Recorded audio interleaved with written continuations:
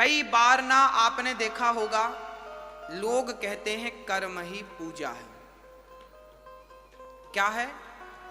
कर्म ही। गीता में यह बात लिखी है, कर्मण्येवाधिकारस्ते मा फलेषु कदाचन। तो कर्म कर परंतु फल की इच्छा ना कर, ऐसा गीता में भी लिखा है। अब यहां मेरे एक सवाल खड़ा होगा, फिर मैं वो उत्तर भी आपको दूं। कई बार ना डाउट हो जाता है आपके भीतर। एक बार हम दिल्ली गए तो वहां एक बहन ने हमें अपने घर बुलाया। बहन ने तो हमें बढ़िया बुलाया बिठाया, पर उनका मन मिल नहीं रहा था। उनकी माँ ने हमें बुलाया था। कथा चल रही थी बाजू में, वो कथा सुनने आई। माँ को अच्छा लगा तो मम्मी ने हमें इनवाइट किया, गुरुजी 2 मिनट के लिए आना। हम गए। जब हम उनके घर गए तो उनकी बेटी कुछ उखड़ी उखड़ी थी। हमने बहन की तरफ देखा, पूछा बहन आपको क्या हुआ? हमारे आने से आप खुश नहीं हैं क्या? क्या हुआ आपको? बोले महाराज जी नहीं, हमारी माँ सत्संग करती है, कथा में जाती है, हमारा मन नहीं करता कथा में जाने का। हमने कहा लो, मम्मी कथा में जाती है, बिटिया तुम क्यों नहीं जाती हो कथा में? बोले गुरुजी मैं कथा में विश्वास बिल्कुल नहीं रखती। मैंने कहा फिर कहां रखती हो? बोले मैं कर्म में विश्वास रखती हूं, कर्म करती हूं।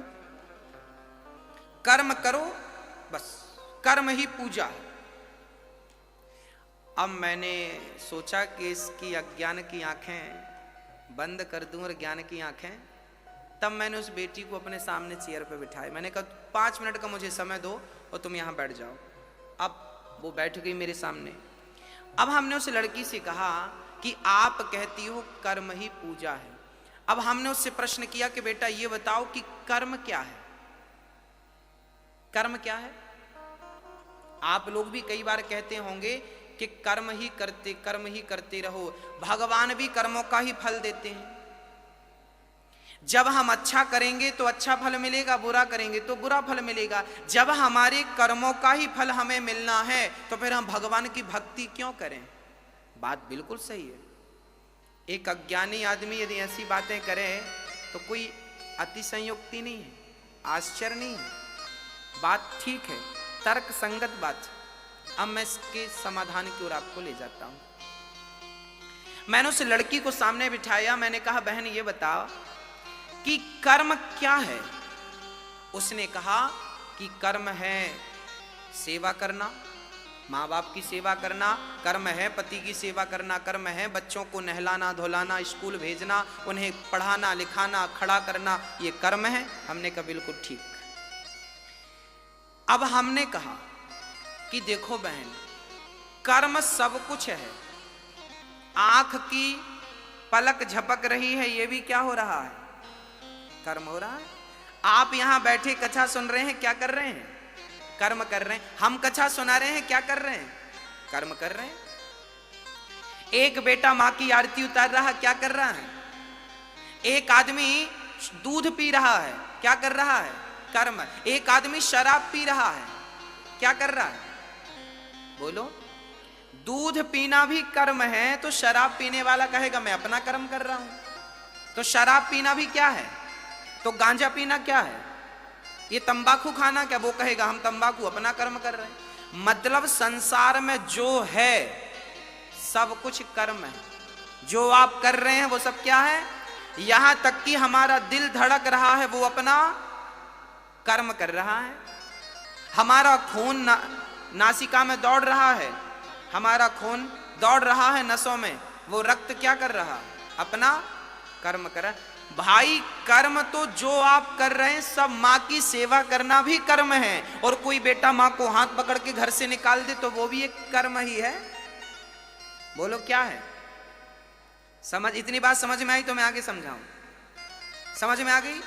संसार में हर चीज, पलक झपकना भी कर्म है, बोलना भी कर्म है, सुनना भी कर्म है, एक पांव रखा आपने वो भी एक कर्म है। अभी कलश यात्रा में आप गए थे, वो भी क्या कर रहे थे आप? कर्म था। कर्म तो न्यूट्रल है, वो कर्म सब कुछ है। अब आगे चलते हैं।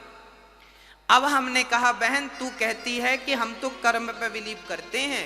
हमने कहा बहन कर्म तो सब कुछ है भाई, परंतु अब आपको धर्म बताएगा कि कौन सा कर्म करना है और कौन सा कर्म नहीं करना। अब देखिए धर्म क्या है? धर्म है दर्पण, धर्म है दिया। धर्म बताता है कि ये करने योग्य है और ये करने योग्य। माँ की सेवा करना तो कर्म करो, पर माँ की कभी भी आलोचना ना करो, माँ का कभी भी तिरस्कार ये वाला कर्म ना करना। सच बोलना भी कर्म है और झूठ बोलना भी कर्म है, पर धर्म कहता है कि सच बोलने का कर्म तो करना, पर झूठ बोलने का अधर्म ना करना। ये कर्म तो सब कुछ है। अब आपको डिसाइड ये करना है कि कौन सा कर्म करने योग्य है। शास्त्र यही तो कहते हैं, वेद यही तो बताते हैं कि क्या करने योग्य है और क्या करने योग्य नहीं है। चलिए आपको और डीपली समझाते हैं। हमारी माताएं पुराने जमाने में जब गेहूं साफ करती थी ना, तो एक सुपड़ा होता था, सूपा, ऐसे ऐसे, क्या बोलते आप लोग? छावड़ा? हाँ आप समझ रहे हैं, सूप बोलते, सूपा बोलते, सुपड़ा बोलते, सारी चीजें हैं। वो क्या होता है, मेरी माँ उससे ना, हमारी माताएं गेहूं डालती हैं उसमें और साफ करती हैं। उसमें से क्या करती हैं, मिट्टी मिट्टी अलग हो जाती है, भूसी अलग हो जाती है। जैसे गेहूं जब लिया था सुपड़े में तो गंदा था, पर साफ करने के लिए सुपड़े को हिलाया तो साफ हो गया। ऐसे ही सारा कुछ कर्म है, पर जब धर्म का सुपड़ा आप लेकर उस कर्म को छानेंगे तो धर्म धर्म अलग हो जाएगा, अधर्म अधर्म अलग हो जाएगा, अच्छा अच्छा कर्म अलग होगा, बुरा बुरा कर्म। अब उसमें से क्या आपको करना और क्या आपको नहीं करना। अब आगे चलते हैं। अब प्रश्न ये खड़ा हो गया कि महाराज जी, जब अब गीता में और रामचरितमानस में लिखा है कि कोऊ ना काहू को सुख दुख कर दाता, निज कृत कर्म भोग सब भ्राता। ये रामचरितमानस में श्री लक्ष्मण जी ने साधराज को समझा रहे हैं कि कोऊ ना काहू को सुख दुख कर दाता। कोई किसी को सुख नहीं देता, कोई किसी को दुख नहीं देता। सुख दुख अपने कर्मों का ही फल है। जैसा कर्म करोगे वैसा, पेड़ बोए बबूल का तो आम कहां से आए, जैसी करनी वैसी भरनी। अच्छा कर्म करोगे अच्छा, बुरा कर्म करोगे। उस लड़की ने हमसे यह प्रश्न किया। उस लड़की ने कहा कि महाराज जी, जब हम अच्छा करेंगे तो हमें अच्छा मिलेगा, बुरा करेंगे तो बुरा मिलेगा, फिर भगवान की भक्ति क्यों करें? जब कर्मों का ही फल हमें भोगना है तो फिर भगवान की जरूरत क्यों है? अब हमने उसको इस प्रश्न का उत्तर दिया। हमने कहा बहन बात ऐसी है, एक गुरु के दो चेले थे, एक गुरु के दो शिष्य थे। एक शिष्य वैश्या के घर जाता था और दूसरा शिष्य कथा में जाता था। एक कथा सुनता था, एक वैश्या का मुजरा देखता था, नाच देखता था। एक दिन वो वैश्या के घर से लौटा तो उसे ढेर सारा सोना रास्ते में पड़ा हुआ मिल गया, माला माल हो गया। और ये जो सत्संग करने गया था, ये बाहर गया तो इसके पांव पे लोहे की कील लग गई, आर पार हो गई, हड्डी फाड़ती हुई निकल गई, लोहे की कील। लंगड़ाता लंगड़ाता गुरु के पास गया, गुरु जी देखो आपके भगवान ने क्या किया, उनका न्याय गलत है क्या? गुरु जी ने कहा बेटा ऐसा तो नहीं है। तो चेले ने कहा कि वो वैश्या के घर जाता था, उसे सोना मिला, मैं सत्संग में जाता था तो लोहे की कील मिली। अरे भाई सोना तो मुझे मिलना था क्योंकि मैं सत्संग कर रहा था, और लोहे की कील तो उसे लगनी थी क्योंकि वो गलत कर रहा था। तब गुरु जी ने कहा बेटा तू भगवान के न्याय को समझता नहीं है, अब मैं तुझे ईश्वर का न्याय समझाता हूं। तब गुरु जी ने कहा बेटा ऐसा है कि तू वर्तमान को देखता है, तू प्रेजेंट में रहता है, जबकि परमात्मा जो भी देता है प्रेजेंट का नहीं भूत का देता है। बीता हुआ कल जो तुम्हारे साथ था उसका फल आज मिलेगा। समझाते हैं गुरु जी, बेटा बात ऐसी है कि जो वैश्या के घर जाता था ना, आज के दिन वो बहुत बड़ा राजा बनने वाला था, उसके भाग्य में राजगद्दी थी, पर वैश्या के घर जा जा करके उसने अपना सारा पुण्य नष्ट कर लिया। और उसे राजा बनना था, सोने चांदी के उसे खजाने मिलने थे, परंतु जब उसने वैश्या के घर जा जाकर अपना पुण्य नष्ट किया तो अब उसे इतना सा ही सोना मिला, उसी में उसको संतोष करना पड़ा। और तुझे आज के दिन तुझे मरना था, आज तेरी मृत्यु निश्चित थी, परंतु तूने सत्संग किया, भगवान की कथा सुनी, भगवान का नाम जपा, तो भगवान ने तेरी मृत्यु को लोहे के कील में ही तब्दील कर दिया। ये ईश्वर का न्याय है, ईश्वर का। तुम्हें तुम्हारे कर्मों का ही फल मिलेगा, याद रखना, तुम्हें तुम्हारे कर्मों का फल मिलेगा, परंतु भगवान यदि मेहरबान होंगे तो तुम्हारे भाग्य में, यदि सुदामा के भाग्य में जीवन भर की दरिद्रता थी, परंतु भगवान की शरण में गए तो वो दरिद्रता सुदामा के मरते दम तक दरिद्रता थी, पर जब भगवान की शरण में गए तो उस दरिद्रता को मिटाकर 2 लोकों का मालिक बना दिया कि नहीं? हाँ, तो परमात्मा की शरण में जब हम जाएंगे तो हम पापी हैं, भगवान की शरण में जाएंगे तो वो हमारे सारे पापों को, संसार भव सागर तुम पार नहीं कर सकते।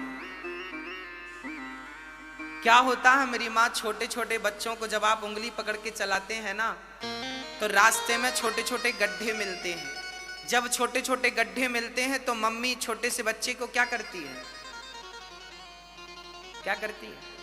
गोद में लेती है और पार करा देती। गड्ढा पार हुआ तो फिर उतार देती है। जैसे माँ बच्चे को गड्ढा गोद में लेकर पार कराया, ऐसे भगवान की शरण में रहोगे तो भव सागर गोद में लेके पार करा देंगे, पता नहीं लगेगा कि कब पार हो गए। ये उनकी शरणागति में ही संभव है। हमारी और आपकी भक्ति में ताकत नहीं है कि हम उन्हें पा सकें। उनकी कृपा होगी तो उन्हें पाया जा सकता है, अन्यथा हम में ऐसी कोई खास बात, हम में कोई योग्यता नहीं है। ईश्वर को अकारण करुणा वरुणालय कहते हैं, जो अकारण करें। बिंदु जी महाराज लिखते हैं, न जाने कौन से गुण पर दयानिधि रीझ जाते हैं, यही सदग्रंथ कहते हैं और यही हरिभक्त गाते हैं। न जाने कौन से गुण पर दयानिधि रीझ जाते। इसलिए आप भी कर्म तो करिए, पर कर्म के साथ भगवान से जुड़े रहने में कोई नुकसान नहीं। कर्मों का फल तो मिलेगा, पर भगवान साथ में है तो तुम्हारे पक्ष में ही निर्णय होगा, बस ये मान लो। अर्जुन ने महाभारत लड़ा, क्या कृष्ण ने अर्जुन का गांडीव पकड़ के एक भी बाण चलाए? पूरे महाभारत में एक भी बाण चलाए क्या? पितामह भीष्म के सामने रथ का पहिया लेके दौड़े थे केवल एक बार बस। बाकी पूरे महाभारत में कृष्ण ने एक भी बाण किसी पर चलाए हो तो बताओ? नहीं चलाए ना। बिना बाण चलाए अर्जुन को क्या करते रहे? केवल मार्ग बताते रहे। कर्म तुझे ही करना पड़ेगा, पर तेरे कर्म के साथ जब गोविंद की कृपा जुड़ती है ना, तो कहते हैं ना, चलना तो एक पांव से भी होता है, पर दोनों पांव हो तो बात ही कुछ और है भक्तों। ऐसे पहला पांव है कर्म और दूसरा पांव है धर्म। तो कर्म भी ना छूटे और धर्म भी, दोनों। पक्षी को उड़ने के लिए एक पंख नहीं, 2 पंख चाहिए। हमारी भी जिंदगी में ये 2 पंख हैं, एक पंख है कर्म, दूसरा पंख है धर्म। इसलिए कर्म भी करो, पर किसके साथ रहकर करना है? किसके साथ रह के करना है? धर्म के साथ रहकर करना है, धर्म को नहीं छोड़ना। तो भगवान क्या करते हैं? तापत्रय विनाशाय दैहिक दैविक भौतिक तापा, दैहिक दैविक भौतिक तापा, राम राज्य का होना ही व्यापा, राम राज्य का होना ही व्यापा। 3 प्रकार के दुख हम सबके जीवन में होते हैं। कौन कौन से? दैहिक दैविक भौतिक। कोई तन दुखे, कोई मन दुखी, कोई धन बिन रहते उदास, थोड़े थोड़े सब दुखे, सुखी राम के दास। इस संसार में सब दुखिया हैं। सुखिया कौन? कौन सुखिया? बोले जो भगवान की शरण में है वो सुखी है। अच्छा, एक बात और समझिएगा। एक मछुआरा था, मछली पकड़ने गया। उसने जाल कई बार फेंके, पर एक चतुर मछली थी कि उसके जाल पे फंसी ही नहीं। वो मछली बड़ी चतुर थी। कैसी थी? वो मछली मछुआरे के पांव के पास रहती। मछुआरा जाल डालता तो दूर डालता, ऐसे। कहां जाल डालता? दूर। और मछली थी उसके पांव के पास, चरणों के पास। तो जो दूर मछलियां थी वो तो फंस गईं, पर जो चरणों में मछली थी वो नहीं फंसी। बस भक्तों, सीधी सी बात आप समझ गए होंगे कि जो भगवान से दूरियां बना के रखते हैं वो तो दुखों के जाल में फंस जाते हैं, पर जो भगवान के चरणों में रहते हैं दुख बाल भी बांका नहीं करता उनका। इसलिए कभी भी किसी भी हाल में भगवान के चरण, भगवान की शरण ना छोड़िए।